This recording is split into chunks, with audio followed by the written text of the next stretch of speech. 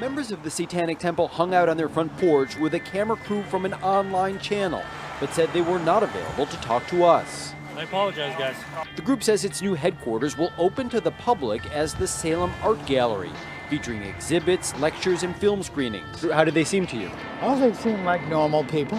Mike Lester, who lives nearby, stopped to chat with his new neighbors and said he plans to be back. Oh, I'm going to go in and see what it looks like, yes. Are you intrigued? Yes, I'm very interested to see what it's all about. According to the Satanic Temple's website, the group is all about religious pluralism. Its mission statement to encourage benevolence and empathy among all people, reject tyrannical authority, advocate practical common sense, and promote justice. Holy Mary, Mother of God. 2 years ago, the Satanic Temple sparked protest in Oklahoma City when it held a black mass. Later, the group tried to have a 7.5-foot bronze goat-headed statue placed next to a Ten Commandments monument outside the Oklahoma State Capitol. The group says it's now brought that statue to Salem. I don't agree with that at all. So that could be a problem. That could cause a big problem around here. He has no weapon. Don't shoot him. Don't shoot him. Don't shoot him. He didn't do anything. He doesn't have a gun. He has a TBI. He's not going to do anything to you guys. He just took his medicine.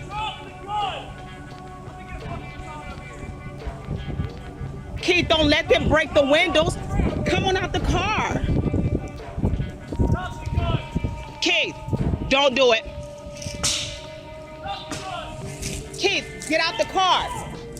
Keith, don't you do it. Don't you do it. Keith, don't you do it. Did you shoot him? Did you shoot him? Did you shoot him? He better not be fucking dead.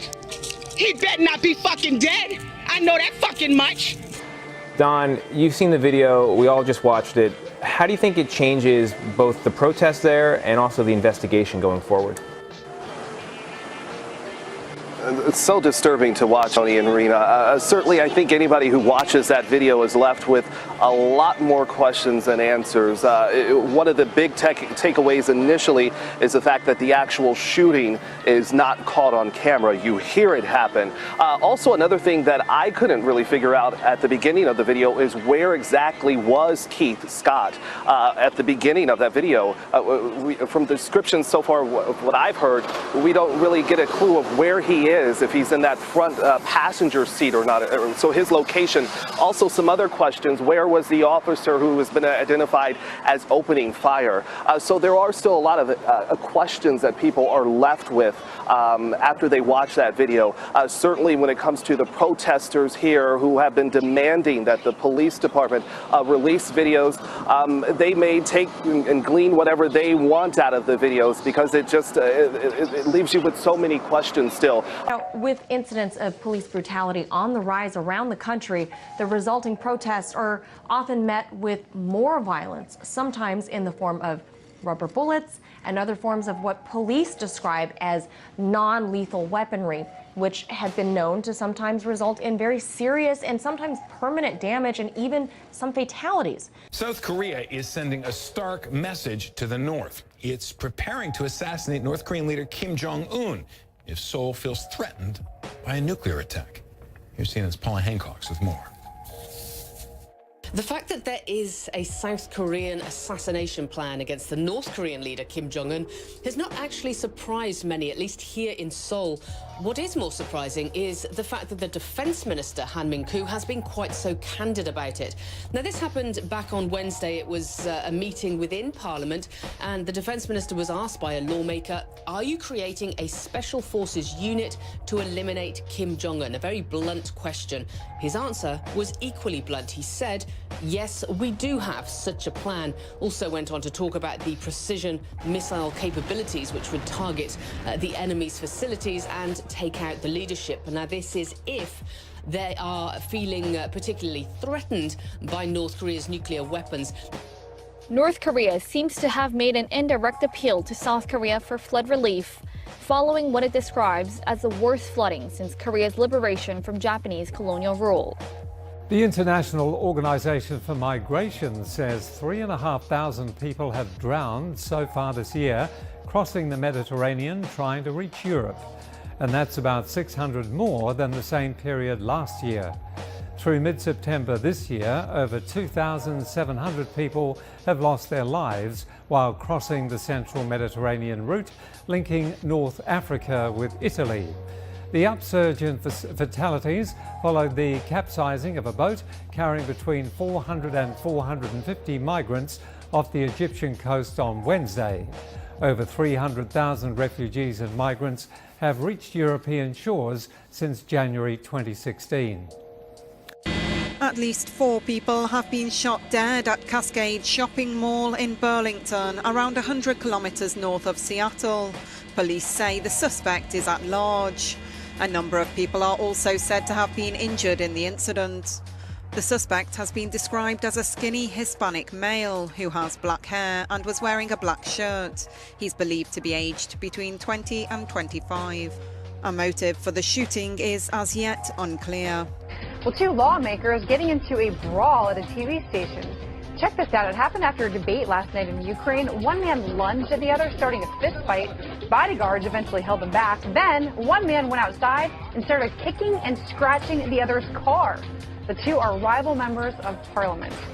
Doctors in the Canadian province of Saskatchewan are calling for a medical state of emergency, with HIV and AIDS rates sitting twice as high as the national average. The hardest hit areas are native reservations, with the infectious disease reaching epidemic proportions in some communities. Just look at these numbers. It's astounding. If you look at Saskatchewan itself, the HIV rate in Saskatchewan is 13.8 per 100,000 people. That's compared to the national average of 7.8. That's nearly double.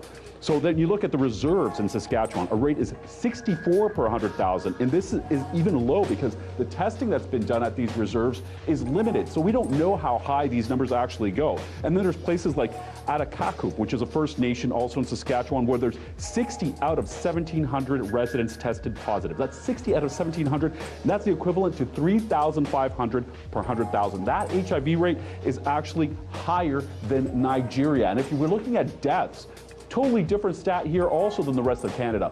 4 times more AIDS-related deaths happening in Saskatchewan than in the rest of the nation. So obviously there's a big problem here, and the problem most likely lies with the government of Saskatchewan.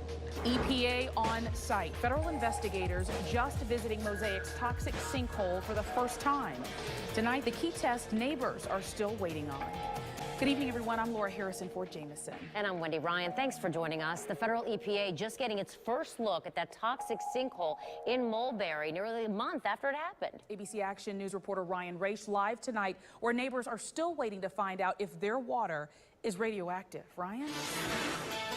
Yeah, guys, today we are at a private well just a couple miles from where that sinkhole opened up. It's one of more than 200 wells that they've received requests for water tests. This person hasn't had their test done yet. They're relying on bottled water for now. Meanwhile, today, federal officials got their first tour of the problem. Joining Mosaic engineers today for the first time since the hole opened, an official with the EPA.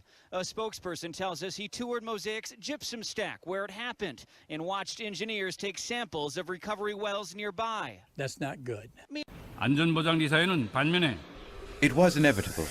The DPRK had no other choice but to go nuclear after doing everything possible to maintain national security against the constant nuclear threats from the United States, which have continued since the 1950s. Our decision to strengthen nuclear armaments is a righteous, self-defensive measure to protect ourselves from these constant nuclear threats of the United States. A story now we first brought to you last night. An internal Obama administration email shows immigration officials could literally be working overtime to swear in as many new citizens before November as possible.